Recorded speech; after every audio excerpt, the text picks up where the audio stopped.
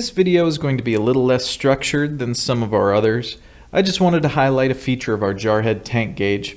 This is one of our part number 7620 Jarheads, so just let me show you what I'm talking about.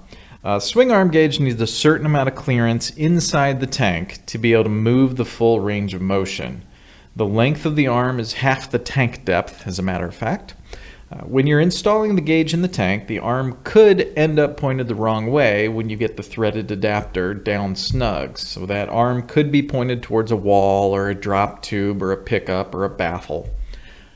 The Jarhead has a little design feature to help avoid that problem. So let's take the sight glass off.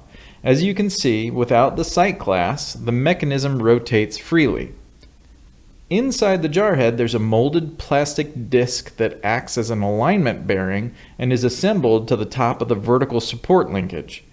This little disc has an arrow molded into the plastic. This arrow points in the same direction as the swing arm.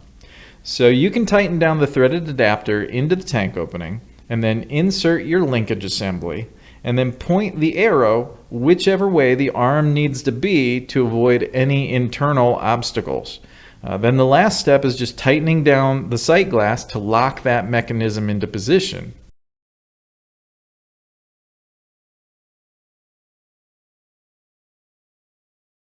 I think it's a great feature, and it's in all of our BJE Jarhead gauges.